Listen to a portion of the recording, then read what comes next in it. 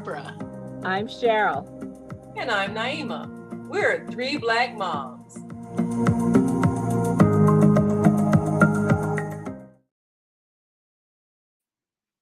Hi.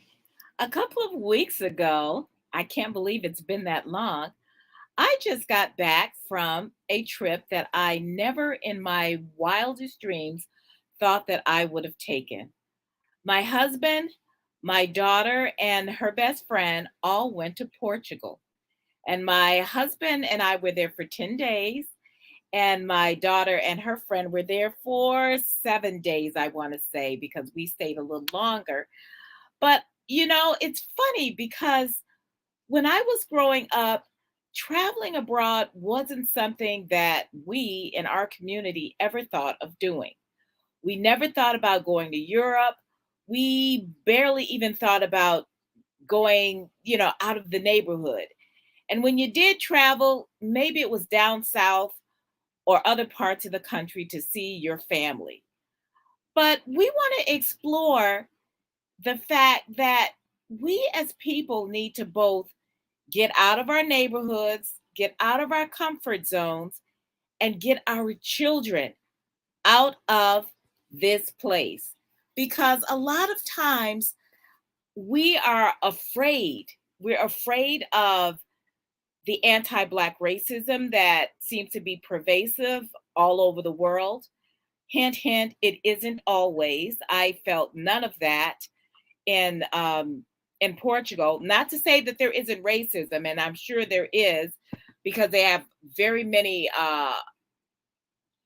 immigrant populations, a lot from Africa and from India and from all other places like that. So I'm sure that there is racism, but it's also because there's a tourist industry, they tend to respect the American passport. So when you go there, you're not an African American, you're an American. And so today we want to talk to our favorite, or soon to be favorite for me, travel agent. And sisters, we want to talk about how to get our kids out of the hood and into a better place through travel. Yes, definitely. Well, I want to introduce to everybody, definitely my favorite travel agency, Deborah Smith, wonderful travel agent. And Deborah, tell us the name of your agency. Gateway Travel LLC. Gateway Travel LLC. Yes. And we will definitely put that up on the screen for people who are going to be looking for somebody who can help them with travel. But I want to address the thing that you said, Cheryl, about the racism fear, because we always think that everybody thinks like Americans think. Yes. And when I went to London a few years ago, London, international city, and seeing a brown face is not a big deal. They got people from all over the world. And so now, I'm not to say that there's no racism in London, because one of our show hosts on our daily show, The Female Solution, is living in London. She lets us know there is racism, but and see how they treated Megan. Yeah, they were really ugly about that. So it's not like it doesn't exist, but there's certain things that were absent, that I felt, and they didn't necessarily know I was an American just because I had brown skin, because that could have been anything. If you don't open your mouth, they don't know what you are. But when you open your mouth, they do, and they know. I got the impression though that it wasn't any big deal being different. Well, it just wasn't okay. Well, that's what you are. So what? I mean, it's like nobody cared. I met a lot of people. People were friendly. There wasn't that slight tension that you sometimes have in situations where you're the only Black person because you're waiting for the racist thing to happen or to be said or something. There wasn't any of that. After a while, I didn't feel that anymore. I didn't expect it anymore the way you come to expect it in America, because it's so pervasive. And I noticed that was a difference. And I know there's a lot of people who have gone abroad to London, to Paris. I think of Josephine Baker and a lot of others that went there, and James Baldwin, a lot of people who went there and never wanted to come back because they were treated like human beings, and there wasn't that undercurrent of, we used to own you. I mean, it wasn't there, even though England did participate and helped fuel and made money from the slave trade. But it's just it's a different. England ended theirs first. It's a revenue thing. Yeah. Right now, it's a revenue thing. Racism is there. Racism is everywhere, no matter who you People are everywhere. You are.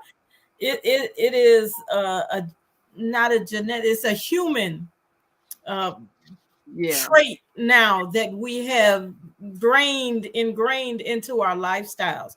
So yes, racism is there. Racism is in London. Now, what I do know is when you travel to a rural area, a less rural area in another country, the racism isn't as blatant as it is in the urban cities. Interesting. Yeah, in the cities, a lot of times they're looking at the revenue that you are generating because you are a tourist. And that is a lot of times what is geared to why you're accepted, because they know that if they start being anti-tourist, then that revenue is not going to come in. Mm-hmm. It's going to cut that money off. But people are people no matter where you are. You can be in a racist environment right in your own neighborhood and still be able to interact with most of the people, even though they are racist. They have their own ideas. Racism has different levels. Yes. And some of it is fear. Some of it is unknown. And some of it is how I perceive what you're doing. And it's not necessarily what you're trying to push out as being racist. So you have to look at any situation that you're in, that you're above that. And if they can't accept you for who you are, then you move on to the next level. But do not allow that to stifle your development of your livelihood. And I think travel is the most educational aspect of life. You get so much out of when you go to somewhere other than what you're used to. Your experience level enhances, and the way you live your life improves as you travel. And that's how I feel. I've been an Army brat, so I think that's where I got the travel bug in me. Mm-hmm. Because I traveled as a youth. I went to grammar school in Germany and high school. So, I'm used to being with other people. I'm also used to being living in the hood. So I kind of know how to differentiate the difference. But again, living for yourself and taking we ingrain a lot of racism in our own lives. We may see something and we say that's racist. And maybe that's just how they were built. That's how they were raised. You think about it. Racism is a learned trait. It's not something you are born with. You don't have those ideas when you're born. You learn racism from what you mirror, what is taught to you. So again, a person may not be racist, but that's just the way they have been raised to accept or repeat different things. And it's up to you, me individually, how I receive it and how I try to change that idea that they have of me. I think now, so. one of the things I would like to speak to, even in dealing with that problem is freeing up our children to have the freedom to be willing to explore travel. Yeah. My oldest daughter, Lavinia, had an opportunity to not just travel abroad, but to have school abroad when she was getting her undergraduate degree. She had an opportunity to work as an interpreter in China in the middle of her college studies. And that was, I think, her first opportunity to be abroad for a year, go to a different school, and also have an opportunity to work as an interpreter while she was there and get college credit for that. Now, my son, and this is something that is really important for parents to know, my son had an opportunity to study abroad for a year in Japan when he was in high school. The school actually offered opportunities for kids to study abroad. It was a program called, it was AFS, Study Abroad Program. And to prepare the parents, because when your kid is that young, you are kind of fearful about what's going to happen to my child going that far away from me in another country. But they had a training session where the parents got a chance to meet other parents before they had gone, hear the testimonial stories of other kids who had traveled abroad. They live with a host family. There is a complete interview process where you get to know the family where your child is going to be staying with months before they actually go overseas. You meet the teachers, you meet the group that they're going to be with. All of these are to allay the parents' fears of sending their kid far away to a place that they've never been and know nothing about. My son, as a result of studying abroad in his junior year, in another country, completely changed his mind even about his own studies. He at the time was at that age where, why should I be going to school, and this is dumb, and he was walking around looking like a thug, and this whole deal that we were going through, you know, when teenagers are going through different changes in their lives and they're questioning, what is my purpose in life and why do I want to even be around? And when he came back, he was so changed. We were saying, who are you and what have you done with my son? Because you know that whole look that teenagers have, like we don't smile and we don't show that we like anything. You can tell the difference in the pictures. Here is him with his thug look, and then he comes back and he's become a preppy. But it was that whole atmosphere that changed his life, changed his outlook on life, made him want to study to move forward in his life. And it was because of the things he learned when he was studying abroad. And I have to say, after that, I advocate, I think every Black child should have an opportunity to study abroad. It changes your outlook and it gives you purpose and it strengthens your resolve that you are an important person here in the universe. But they don't get the opportunities. Yes. We have to create that. We have to create that in our schools and even in our families. Now, one good thing about John going abroad, it kind of, for our family, it sort of opened the door for everybody else to go. Because I think after he went to Japan, then Lavinia went to Lavinia was first. She went to China first. Well, she went to Korea, because after she went to Korea, then Zakia went to Korea. So it's kind of like, you know, the impetus started. Yeah, the glass ceiling was broken, you know. So that took away and really, because I had a fear of flying for a long time, and that kind of forced me to get over my fear of flying long distances. And I had to go to Korea to visit Zakia, so that made me get out of my limitation.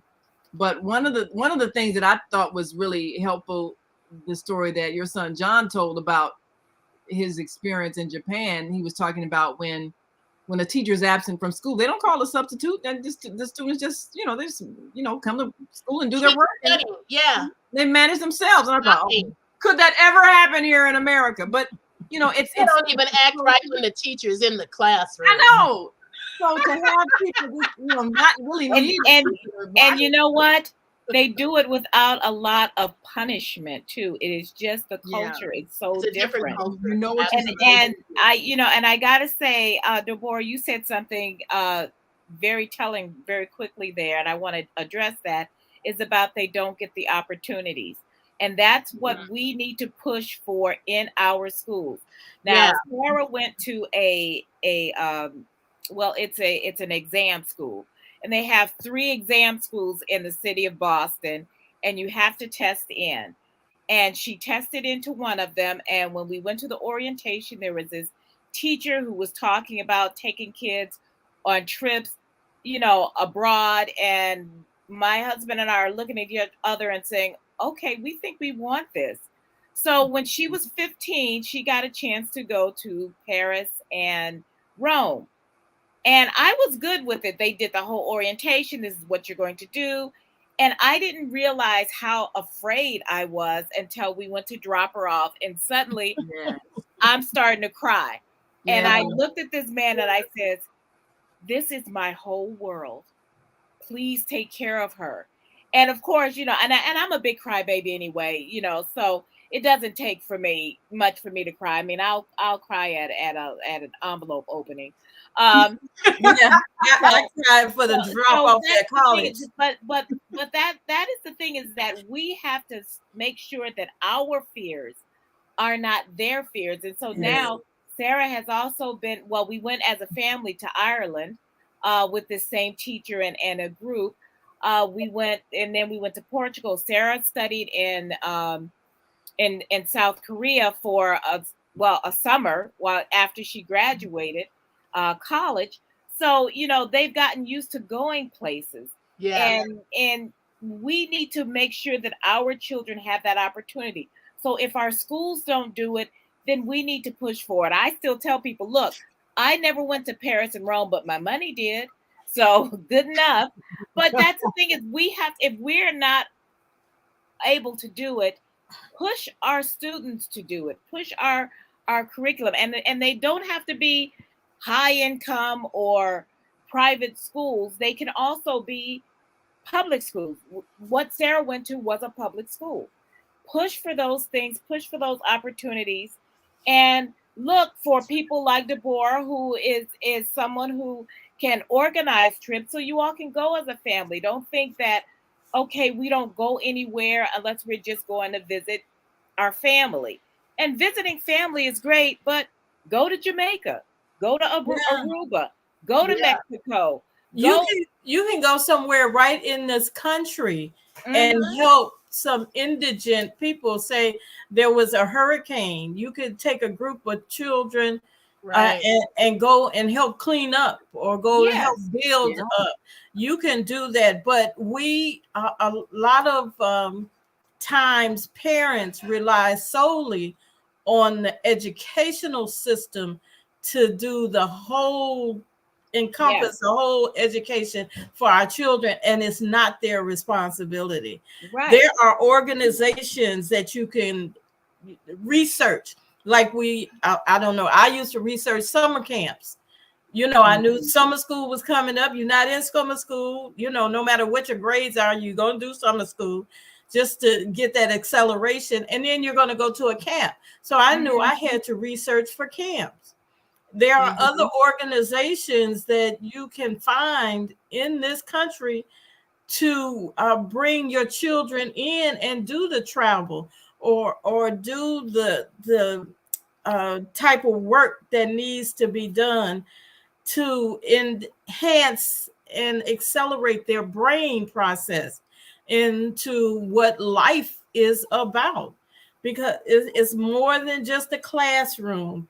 We have to work on that classroom study, definitely, because it's getting out of control. But we have to look at, this is not the only way. We have to provide additional education opportunities to all children. And that's the thing, is that I find that there are a lot of opportunities. There's church camps, if you're a church person, if there are, but there are also like you said, service organizations. In most high schools at this point, see, we didn't have this, but they want you to have those service hours. You Yes. have to do those service Yes, hours. That's a requirement. Nobody's saying you have to do, go pick up trash at your local neighborhood. Of course, it's always good if you do that. But, research, like Deborah says, research and find some organization. Sometimes if you do have a church community or something else, you'll have people who do a GoFundMe, or they'll contribute. You never know. If you can ask, your neighbors may give you $5, or you may want to mow a lawn, or you may want to, babysit, or whatever you need to do to kind of offset that price. But we need to stop, as a people, we need to stop limiting ourselves. Because, hey, look at us. Our folks weren't from here, so we need to go back wherever we want to. So, there you go. Sports has a lot of travel involved in it. Yes. For children in sports, I have grandchildren, great grandchildren in volleyball and cheerleading, and basketball. Where they travel. Yes. So across the country, and I think all of them go to Disney at the end of the season. Oh, yeah. No matter what they're doing. So there's travel in that, and you travel with your child, or you have parents travel all over. I want to travel to see my grandchildren when they go to different tournaments and whatnot. We're all in different parts of the country, but they're traveling to other parts of the country, and I want to support them, and I want to show this support to others. And that's why I love talking about travel, because it's, again, the best educational opportunity in the world. It really is. I think one of the best things that I can remember when John and Lorelei were in grammar school, and their chess team won the state tournament and were able to travel to another state for competition. And there was also missionary trips. I remember when John went down to South America for 10 days to help build part of a school. There are lots of opportunities like that, and kids get taught how to fundraise, how to raise support for a lot of these different trips. And I will tell you something that will put a seed in the heart of a child in wanting to go travel.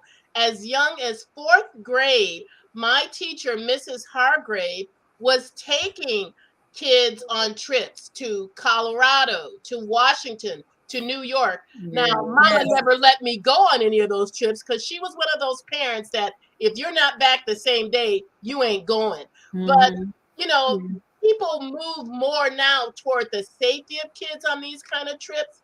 And if you have the proper training and outlook, you have to. It's great.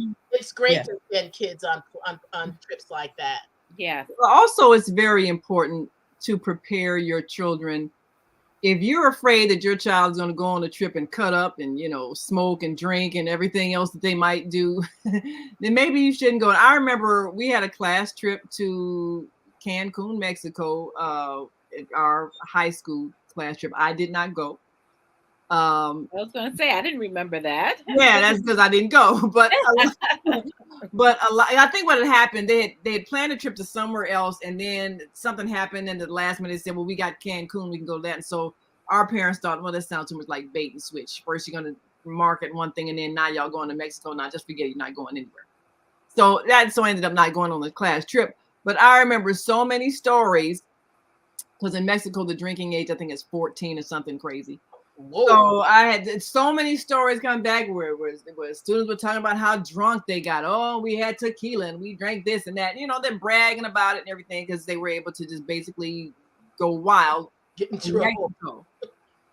And that can happen if you have a child that's never been anywhere and never had the power to manage themselves. As soon as they get out of your house, they go wild. And we see that happen sometimes just going to college. And I was going to say that first freshman year, you see all the people who were sheltered because they act a fool. Right. The first semester, they're partying and not classing, and they're doing everything else. Now, Sarah had a similar trip that was supposed, but it was like one of these unsanctioned class trips.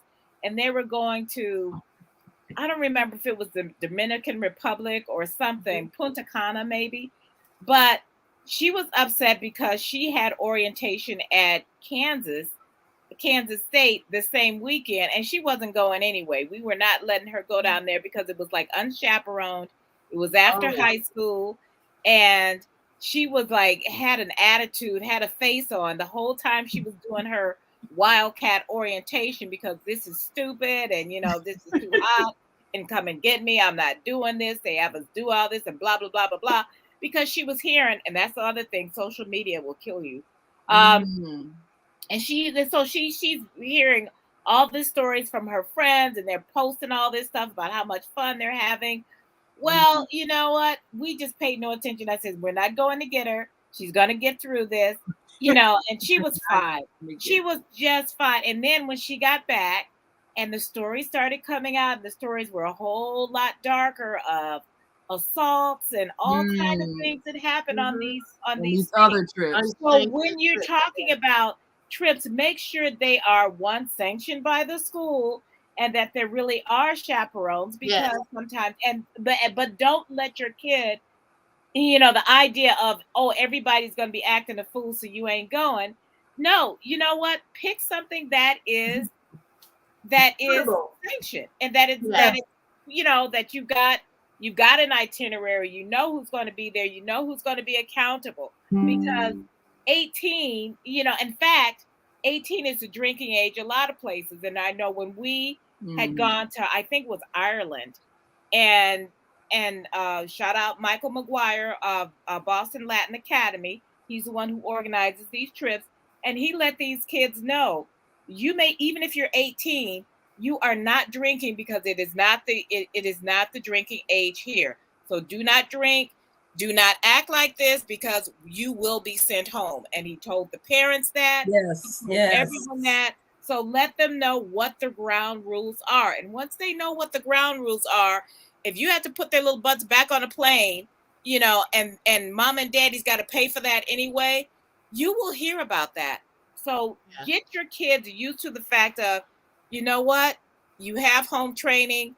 When you go somewhere else, use it. Enjoy your time. Listen to your chaperones. Don't embarrass me. You have to prepare your children. To be away from, out of your sight, because these things can happen while you're at work. Or they're supposed to be at school. So you just have to prepare them, period, for life as best as you can. But I remember when I first got into this business, I saw how spring break was generating so much revenue, and I refused to do any spring break tours. I refused. Yes, I would not be a part of any of those shenanigans. I send a group to spring break, and some of these things are happening, but you have to put those ground rules in front, and you have to let the children, or whoever is traveling, not even just children, but whomever is traveling, when they're traveling to other countries, that the rules can be different. Yes. They are different. Yes. And you can't call mama and daddy to come get you out of the clink over there, because when you go, you in there, and it's a whole different thing. Or even if you go there and you expose yourself, overindulge in the alcohol, or being careful with some of the drugs, and you get sick. Even with food, you get sick. It's a different thing when you're in a different country. Right. Well, we got to take a break, but when we come back, I want to talk about how you prepare your children to be able to leave the nest and feel comfortable about that, with them going away and knowing that you did prepare them, and maybe some signs that you didn't. Maybe they ain't ready to go anywhere yet. And if that's the case, well, you gotta you got to make that decision. You can't go. Yeah. But Yeah. ideally, we want our children to be able to experience the best of life, but we do have to take responsibility for preparing them. So anyway, we will be right back after this quick break. And if you are watching us on Facebook or YouTube, Three Black Moms, feel free to write in your comments. What has been your experience? Do you have children that you have let leave your home? Have you let them go out of state? Have you let them go out of the country? Or if you haven't, is it because of lack of opportunity or because of fear that they're not ready to go? Well, we'll be right back after this quick break, so stay with us. All right, and let us go up here. Hi, this is John Alexander. And I'm Naima Latif. Meet people like you who are making a positive difference in the world. Big difference. Watch us every day on The Media Connection at www.youtube.com/The Media Connection TV. YouTube it. We'll see you soon.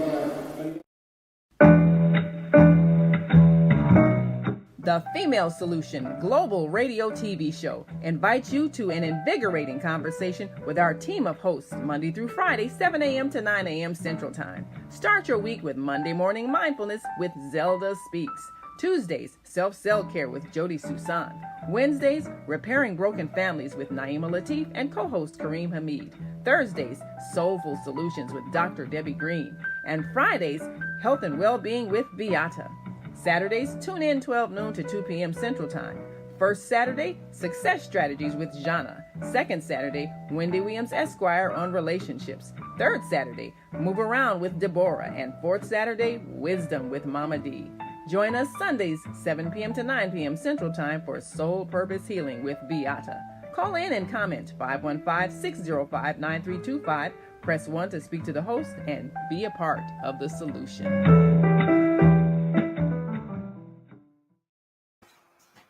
All righty, and we are back. And of course, if you are listening online or watching us online and want to join this conversation, if you're watching us on Facebook or YouTube, then simply write in your comments. If you like and share our Facebook page, we'd appreciate it. And if you subscribe to our YouTube channel, then you'll get the notices every Sunday evening when we go live, 5 p.m. Central, 6 p.m. Eastern, every Sunday evening. And as you saw, Deborah is one of our hosts on the Female Solution Global Radio TV show, which comes on 7 days a week. You can see her every third Saturday of the month with Move Around with Deborah. And we've learned a lot about travel through her show. One of the things that really fascinated me as I got over my fear of traveling and flying, at least, and I saw that, like you're saying, there are a lot of differences, cultural differences. There are different expectations of young people's behavior. And one thing that I noticed when I was in Korea as well as in Japan, you didn't see a lot of people acting ignorant in public. You didn't see that, you know. And I mean, teenagers, they're the same everywhere they hang out and stuff like that. But you didn't see the level of misbehavior that you see here in America. And I don't know if that just wasn't in the places where they did that. But I went to my daughter's school. She taught in Korea for 5 years. And I visited her a couple of times. And one year I visited her. She was teaching 6th grade. She was, you know, they had like summer program and it was very enjoyable. But I did notice that there was just a level of respect that the students had, and even the teachers didn't do a whole bunch of hollering at them and everything.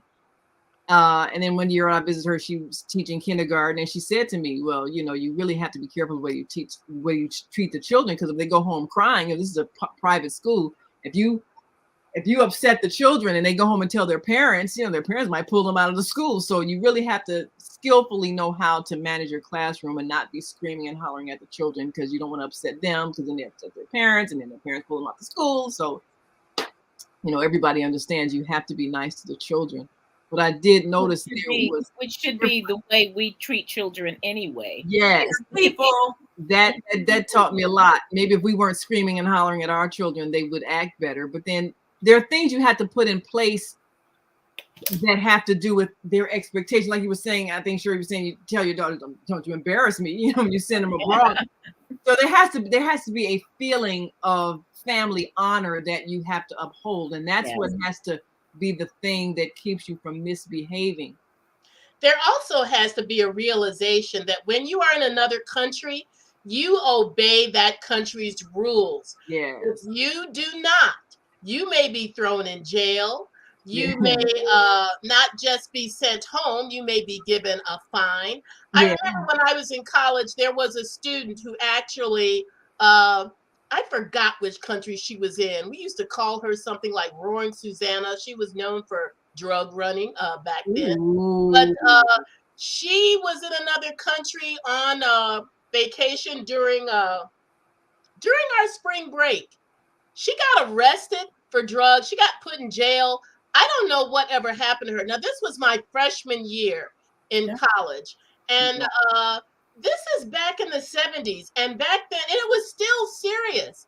And then you have other things you have to be aware of when you're in another country. There are certain customs that they practice that you need to adhere to. You cannot come in with your American mindset and think you own the place. You don't. You do what they say, or you will pay the consequences. Yeah. I'm smiling because when you were talking about the drug running, because I probably have 1,000 channels. I subscribe to everything. But one of the things that I have come across, and I don't watch it because it's just ridiculous, is a show called Locked Up Abroad, about people who get into trouble. Usually it's drugs, and they end up being locked up. And it takes a whole lot to get them out. The American consulate, they'll do it, but they don't like doing it because you've embarrassed them. So well, like Deborah was saying, you can't just get out. It ain't just okay, pay the bail money and go. Sometimes you have to stay in there. That's why I was smiling, because I said, because they've done whole shows about people who don't know how to act, who have no home training. But we don't even have to worry about that, because our children are going to be so proud to go somewhere else, right, Deborah? Yes. And I also know that changes their mindset. Yes. That when they are given that opportunity, they're on like their strict adherence, because they're not with their clique. See, a lot of times these children do things out of order because they want to show that they're good, or they're cool, or cool. Gotta be with the clique, gotta be better and to stand on top of the clique. No, when they're in a different arena, they act different most of the time. Definitely. Most of the time, but if you're teaching them respect from the beginning, and how rules are in place for a reason, and you have to adhere to rules, even being on time. You travel. We all know that time is crucial when it comes to travel. Absolutely. The plane is not going to wait for you. The train is not going to wait for you. The bus, the tour is not going to wait for you. The ship is not going to wait for you. And you have to understand that you have to respect time, as well as when they say no more than 50 pounds in that suitcase, and you're trying to bring back all of the souvenirs and whatnot, you have to plan. And that's what travel advisors come into place. We don't call us travel agents anymore. We're travel advisors. We know if you're going to shop, you take an extra suitcase. Yes. Yeah. You know, You're gonna bring that second suitcase, you pack it inside that first and pack your clothes around it. And then when you get to where you're going, you have that extra suitcase that you can put those souvenirs in. Because when you get to the airport and they say you've got too much, and I've seen children, young adults, you know, with the surfboards and the big duffel bags and the shopping bags and whatnot. You got to wrap that stuff up. You got to be more aware of how you travel. And if they say $50 for this extra bag because it's over so many pounds, you've got to pay that. Yeah, either pay it and usually it's about $100. Yeah. Going through TSA, when they say, even though you got a little bit in here, it's less than 3 ounces of liquid in here, but it's some liquid in here, you got to dump that. They don't care. Yeah. You know, as they said to your mom, when it came to, I'm not sure what it was that she tried. She wanted it was like a little orange juice. And they said, no, they mean that. And you can't stand there and debate with them. I think that what was toothpaste, I think we had. Yeah, you cannot stand there and debate with them, because now you're debating. They're going to shift you to another area. Yeah, then you might miss your plane, or you might be denied access to the airport. Now you've ruined your own vacation because you did not comply with the rules. Exactly. Rules. When they were coming back from Israel, they were not letting people bring water that they had just bought in the airport. Past the TSA, they just said, we're really sorry, it's not allowed. You have to drink it, or, you know, but you can't bring it on board. It was just holy water kind of stuff. It was no kind of water, you know, it was just drinking water, you know, just your 16 ounces of water that you would have in a bottle that you were bringing to drink yourself. And they were not allowing that to be brought on the plane. Different countries, they have 2 sets of TSA. You go through American TSA, then you go through their TSA. And then depending on the country, like if you're going to China, you will go through a 3rd checkpoint where they will go through all your stuff, and they will make the decision right there if you can bring stuff or not. They might let you bring something, or, you know, that you were told you could bring, but they might not be in a good mood. They might say, I'm sorry, you're not bringing it. And you are not going to argue with them, because you do not want to be put off the plane. You don't want to do that for your next trip either. Right. Yeah. This is right. You have to comply. Matter of fact, Deborah, was that when we were going to Florida and we saw those 2 girls get put off the plane because they were arguing, I think, about putting on a mask or something? Yeah. Yes. Right. Yeah. They were arguing about something, and they did not. Yeah. They had to leave. We were already on the plane. Escorted both of them out. Yeah. And if they refuse to leave, now what is happening is, if you have people who refuse to leave the plane, then the decision is made to deplane. Everybody's got to get off. No. Oh, that's awful. Everyone has to get off. They're not putting up with nonsense anymore. And now everybody's mad. And that's when they were talking about not only putting people on a no-fly list. Now, they haven't done this yet, because they put you on a no-fly list for that particular airline. But they were saying that they want you to put you on a no-fly list for every airline, because you know, and if somebody did that, you taking that slow boat to China. Really? Right. And now what about you're traveling with other people? Now they have to make the decision. Do we let you get off by yourself?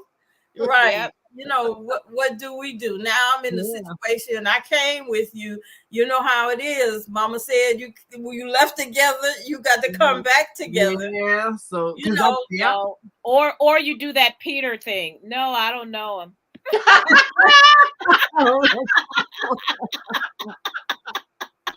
Well, I have to say another thing about going to another country, and not just about the rules, but being respectful of their customs. Yes. Now, different countries they will give you a little travel pamphlet where they tell you all the customs that they do that you may not have in America. And it doesn't mean the way they do things are wrong. It just means that it's different. They do. And so you have to have an attitude of respect and acceptance for customs that may be very different from the way that you do things. Not just the food that they eat, but the way that they handle money, for instance. When you're in those countries where they handle the money with two hands to hand you back your change or your payment, it's a sign of respect. Sometimes you might forget. They'll go, oh yeah, you're an American. They know that you just do that.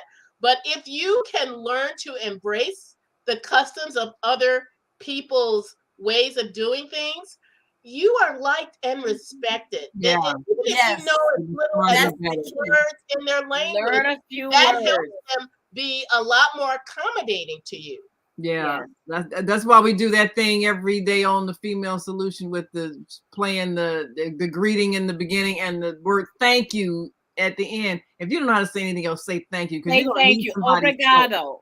Yeah, a lot of times, that was one thing. When I went to Portugal, I knew bom dia, which is good morning. And that was about it. And then when I was talking to the guy going through customs, when I got there, he said, okay, the only other thing you need to know is obrigado, which is thank you. Yep. And that was so funny. And, because I try to make friends everywhere. But it was so funny because I said, okay, when we go back, I'm going to actually invest in like learning a little bit, even though most of the people did speak English and they had told us that. And when, it's nice to know a little bit. When I went to Japan a million years ago, and my husband, every time I say I went to Japan, he always rolls his eyes and makes fun of me. But because it was over 30 years ago, but I studied for like 9 months before I went because I was staying with a friend whose parents didn't speak any English. And I was staying with them for like 3 weeks. I said, well, I got to learn how to do this. Got to learn how to use chopsticks. Got to, learn a little bit. And of course, I know about 3 words of Japanese now. But the thing is that I found just learning a little bit, people, when I had to go out on my own and take the train somewhere, people will help you if you try. If you try to do a little bit, don't do all ugly American thing and just start yelling like everybody's supposed to speak English. Everybody does it and they don't have to. They don't have to speak English here even because we don't have a national language. Right. So, it also opens your mind a little bit, learn a little different customs. And that's what we want for our children. We are part of the global majority and we need to stop acting like that instead of like minorities. Right. Yes. Right. Yes. Learn how to say something. Yes. Because people treat you nicer when you know a little bit of their language. Even racist people. Yeah. People, like, oh. You have mutual respect for each other. Yeah. That's your belief. This is my belief. But you have mutual respect and communication. You can live life a little bit easier. Yeah. As you go. Communication is so crucial in any language or lack thereof. Right. And that's why it's good when you have school programs where it's like if they're teaching French, they'll maybe plan a trip to Paris, or if you're teaching German, you maybe plan a trip to Germany, or you're teaching Chinese, you plan a trip to China. I mean, it's good if our schools could really give our children a hands-on experience in a language where they can be immersed, because you learn so much more. You learn the context of the language and all of those things. And it does expand their mind. It teaches them a lot of those things about mutual respect. And then they also learn that the whole world sees things differently. So it gives them a broader sense of themselves even. And it does sharpen their minds. And then, because our children don't ever learn real geography. They don't know where anything is in the world. So All the countries keep changing every 5 years. Yeah. Yeah, but a lot of them, they couldn't even tell you all the states in their own country. Yeah, they don't even know But what they can if that was placed upon them. Say you even travel within the United States, you don't have to go abroad. You can travel within your own state. Yeah. And there's so much. I was so excited yesterday when they were skylighting how they took a group of children who had never been downtown Chicago, who live in the city. And they've never been downtown Chicago. And that opened up a wide range of opportunities. When there was with the NASCAR, and a lot of folks didn't care about NASCAR, but when you take the children and open up their minds to more than what is in front of them now, I mean, just it makes a big difference. We are a wealth. Oh, it's so much opportunity. Just expose them to something else. Take them to a museum, and not just take them to a museum, but have a guide explaining to them about the different portraits, about the different statues. Put a story to it, open up their minds. And if you got to do small classes, do small classes. But I think as we were talking, and you go into other countries, Google will tell you everything you need to know about anything. Google is your friend. So you go into China, then you start researching China. And you might not find everything even when you get to China, what you learned on Google might not even come to you, but you have some kind of familiarity to what you're about to experience. And even if you can't get to China, if you Google it, you can immerse yourself in immersible travel. You can go anywhere on the internet. And one thing that you look at young people and how their minds expand. I think for 7 years I was a chaperone for the HBCU tour, the historically Black colleges and university tours that Rainbow Push sponsored. And because I started going when Zakia first wanted to go, I think she was a sophomore or something. And so in order for her to go, my husband said, well, look, if she's going to go and then leave our home, you need to be a chaperone. So that's how I got started, because he wasn't comfortable with her being under the supervision of other people that we didn't know and all that.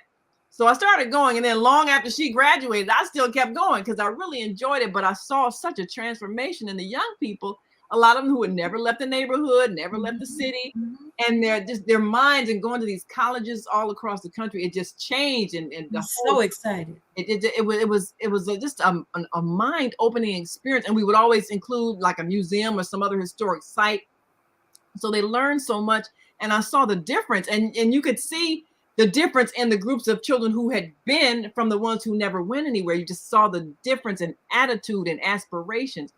And the interesting thing is the job that Zakia, my daughter, has now, hers is on a whole nother level. She takes college students abroad to countries, the Masters of Business Administration students. She takes them to other countries so they can learn business, but she's got to do a lot of the same kinds of things, kind of prepare them, understanding the customs that they need to know, understanding, look, you're adults. If you mess up, you go to jail. Don't expect nobody to get you out.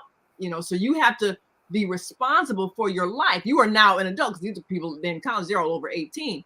But she's had to really help some of them through that process of knowing how to be responsible for themselves outside of the country. Understand this is not America. You do it, like you were saying, Barbara, do what you're told, and show respect, and like Deborah was saying about, making sure that they show that respect, because in a real sense, you are representing America. If you with a group from a country or whatever country you're coming from, that's who you represent. That might be the only people that the people know from that place.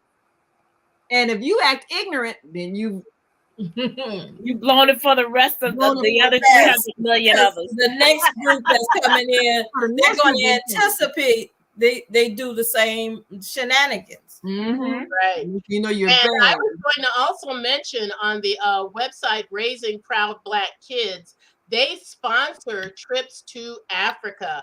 A lot of times our children don't realize that you can learn a lot from visiting different countries on the African continent. And that is where you will realize a lot of things about your heritage, but you will also realize that you are not African. You will find out really quickly that you are an American. But it's nice to be able to sort of get that feel of the foundation of your background, to have that. So, and a lot of people are afraid to go to African countries just because of ignorance, but there are sponsorships for different countries there. Yeah, I think that is a good, I think that's an important point for African Americans to explore. Something that Zakia said, you know, when she came back from Dubai, and you know, people were asking her where she was from, and then she was explaining she was American. A lot of people don't think of our face, you know, when they think American. And then she was explaining the history of how we got to America, which a lot of people don't know. We think everybody know about slavery, but people don't always know that we don't know the country of our origin, and they don't know why. And that's a whole story in itself. And sometimes, and she was explaining to them how come it's a sensitive topic when you ask an African American, well, you know, where your people from, and they don't know because of what happened. So it was a teaching opportunity, but I think it's a thing that all of us have to explore, especially if we do that DNA testing thing. Yeah, the 23andMe, or even the African ancestry. We all from Africa. Yeah, we all from all of us. Which shade? We all from the same spot. Yes. Yeah. But we also need to embrace, because we have earned it like no one else other than maybe indigenous people. We have earned our place here, more than earned our place. The right to be called American. We have the indigenous people whose land was stolen, the Asian, the Chinese who were brought over here to do the railroads, and then told that, no, we don't want the rest of y'all coming over here. So all of us people of color, we've earned our place here. So we need to embrace our American, because on your passport, it says American. It is American. So all of us Americans, especially as our little brown and black American kids, we need to go out there, embrace who we are, and explore every place else. Right. And represent your race, represent your country, represent your family wherever you go with dignity, because that is who you're representing when you leave your house. Yes. But leave your house. Leave your house. Leave your neighborhood. Yes. Go somewhere, see the world. And if you need to see the world, you need to call Deborah. Yes. And find out how to get there. So Deborah, tell us your website, so if they need to travel or want to get out of the hood or out of well, we have a website, gatewaytravelllc.com. You can contact me, Deborah.thefemalesolution@gmail, or gatewaytravelllc@gmail. Right. And listen, I answer all of them. All right. And listen to Deborah every third Saturday on the Female Solution Global Radio TV show, 12 noon to 2 p.m. Central, 1 p.m. to 2 p.m. Eastern. And anytime in the archives, you can listen in. Like, subscribe, and share. Absolutely. Yes. Well, we've got to go, and we thank you all so much for watching, and make sure you live life to the fullest. Yes. Live like you've never lived before. Yes. That's right. God bless you all. Be safe in your travels. Thank you, ladies. Thank you. Thank you for coming. All right. Till next time. I'm Cheryl. I'm Barbara. I'm Deborah. And we are 4 Black moms. Yes. Bye.